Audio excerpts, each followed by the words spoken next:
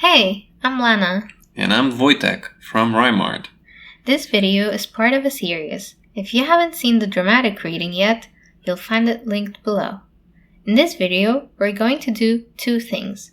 First, walk through the story in plain English so everything is clear. Then, look at what's actually going on beneath the surface. There are a few things worth knowing about how this story is built, because Poe is doing something unusual here. The story is told entirely in first person. We hear only one voice, one mind, from the very first word to the very last. Not the man who walked into the room, but I walked into the room. I felt it. I heard it. Everything is filtered through one person's mind. But this narrator is not reliable. He tells us his version of events, but we're not sure we can trust him. This is called an unreliable narrator. The story also uses symbolism, objects and details that mean more than they appear to, and it's written in the tradition of Gothic literature, dark settings, extreme emotions, the line between sanity and madness. These three things are the foundation of everything we're about to discuss. Hold on to them. Before we begin, content like this takes time and care. And I quite believe that it matters. If you share that belief, subscribing is how you tell us. It means we'll see each other again. Let's begin. True. Nervous. Very, very dreadfully nervous I had been and am. A man is speaking directly to us. Right away, he wants us to know one thing. He is not mad. He's nervous, restless, agitated, but perfectly sane. He insists. He tells us he has a disease. But this disease, he says, didn't weaken him. It sharpened his senses. He can hear things other people cannot. Sounds from the world around him. Sounds from heaven. Sounds, he claims, from hell. Unreliable narrator. The very first thing this man does is defend his own sanity, before anyone has accused him of anything. We haven't even heard the story yet, and already something feels off. Yes, it was this. One of his eyes resembled that of a vulture.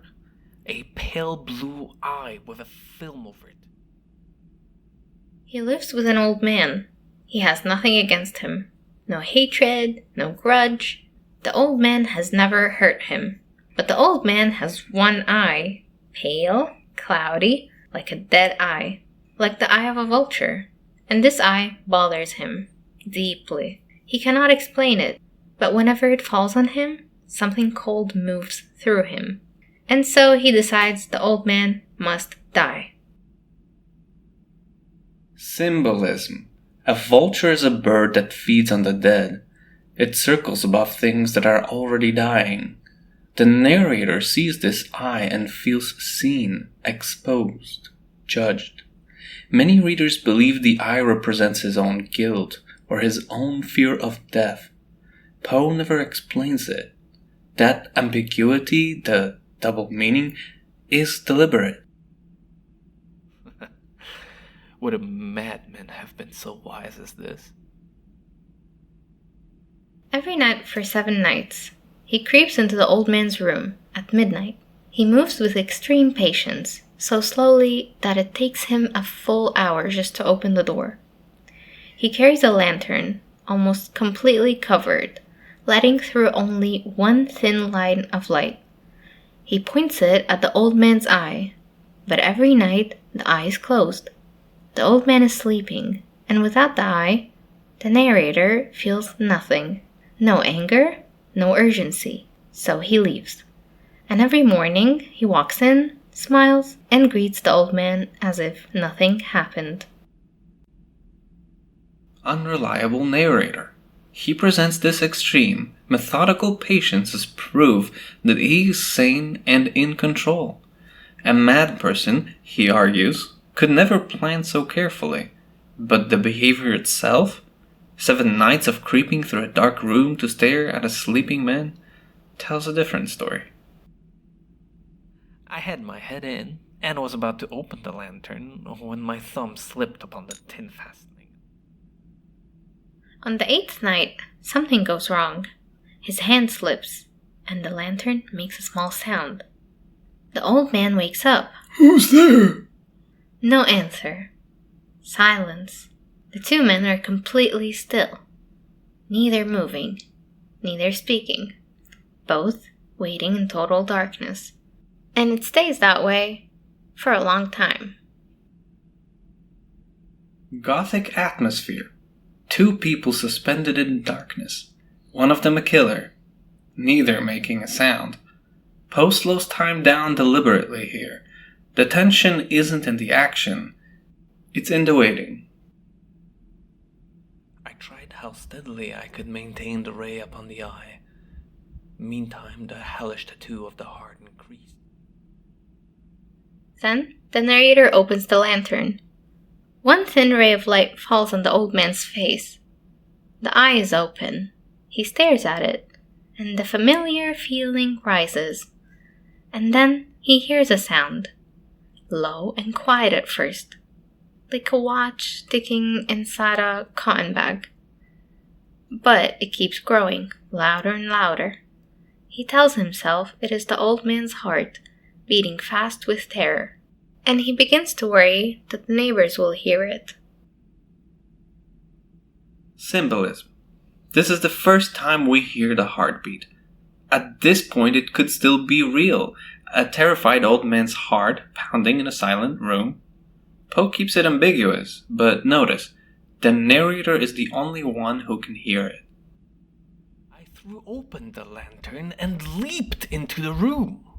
He shrieked once only. In an instant, I dragged him to the floor and pulled the heavy bed over him. He attacks. One scream, and then the old man is on the floor. The bed dragged on top of him, held down until everything goes still.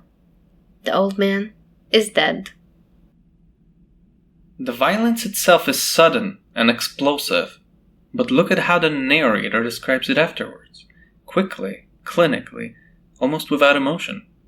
The chaos is real, but his voice doesn't shake, and that contrast between what just happened and how calmly he tells it creates more horror in the reader than any graphic description would. There was nothing to wash out. No stain of any kind, no blood spot, whatever. I had been too weary for that. A tub had caught all. He hides the body. He cuts it into pieces. He lifts 3 planks from the bedroom floor, places everything underneath, and replaces the boards so carefully that nothing looks out of place. He finishes at 4 a.m. Then, a knock at the door. Unreliable narrator. He describes this with the satisfaction of someone who has done a job well. No guilt, no distress, just pride. This is where the reader begins to feel the gap between how he sees himself and what he actually is. I went down to open it with a light heart, for what had I now to fear? There entered 3 men, who introduced themselves with perfect suavity as officers of the police. 3 police officers are at the door. A neighbor heard the scream and called them, and now they want to look around. He lets them in without hesitation, calm and friendly, and completely relaxed. He takes them through every room, and then brings chairs into the old man's bedroom, right above where the body is hidden, and invites them to sit down. He places his own chair directly over the floorboards.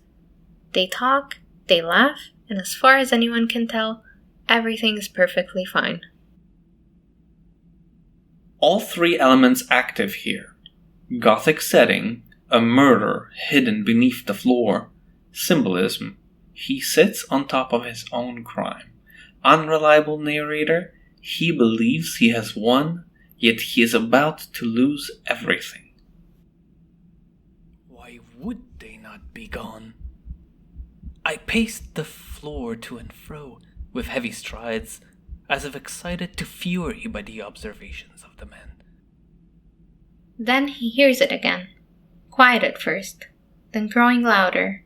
He starts talking faster, louder, trying to cover the sound. But it keeps building. He stands up. He paces, while the officers sit calmly, still smiling, seemingly hearing nothing at all. And that is when his mind turns against him. He becomes convinced that they must hear it, that they are pretending, that they know everything, and that they are simply waiting for him to break. This is the psychological core of the story. The heartbeat the narrator hears almost certainly isn't real. It's coming from inside him, his own guilt, his own mind turning against him. Poe never tells us this directly, but the officers hear nothing, only he does. Dissemble no more. I admit the deed. Tear up the planks. Here. It is the beating of his hideous heart. He breaks. He screams. And confesses to everything. The story ends there.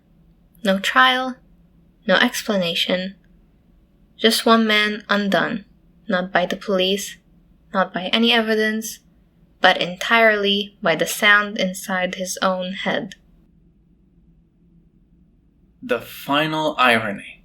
The officers never found him out. He gave himself away. The perfect crime was destroyed by the criminal's own mind. This is what Poe is really writing about. Not murder, not the supernatural, but guilt. And how it always, eventually, finds a way out. So, that was The Telltale Heart. 6 pages, and it has never stopped being read. Edgar Allan Poe was born in Boston in 1809. His father left before he was old enough to remember him. His mother died shortly after. He grew up in someone else's house, a man who took him in, but never formally adopted him, never fully accepted him as his own son. That feeling of not belonging, of being just slightly outside of everything, it followed him for the rest of his life. And it shows in his writing. When he wrote this story, his wife Virginia was slowly dying of tuberculosis. He had very little money. He was struggling with alcohol. He was a man carrying a lot. And he sat down and wrote one of the most precise, controlled, psychologically brilliant short stories in the English language. The first magazine he sent it to rejected it. They told him to please write something quieter next time. He didn't. He sent it somewhere else. It was published in January 1843. He was paid roughly $10 for it, about $350 today. As for what inspired the story, scholars point to a real murder case from 1830, where a man was hired to kill a wealthy old man in his sleep. The prosecutor described the scene so vividly, the killer moving through the dark house, finding the old man's purse, confirming he was dead, that it reads almost like a first draft. Poe read it, and then he wrote it from inside the killer's head. What he created was something new, horror that lives entirely inside a human mind. No monsters, no ghosts, just guilt. Quiet at first, then louder, then unbearable. And he understood this 50 years before it became a subject of scientific study. All of that, 6 pages, $10. Poe died in 1849, at 40 years old. The exact cause, nobody knows. He left behind a body of work that changed American literature forever, and a short story that students are still reading, teachers are still teaching, and people like us are still making videos about, 180 years later. And if this story has sparked something in you, a curiosity, a question, a word you want to understand better, then it has already done its job. That's what great writing does. It opens a door. We've prepared a full vocabulary lesson based on this story, along with exercises designed to help you actually absorb and use the language Poe mastered so well. Because there's a lot to learn from him, not just about literature, but about how to use words with precision, with rhythm, and with intention. All of it is waiting for you at rhymart.com. The link is below. Thank you for watching.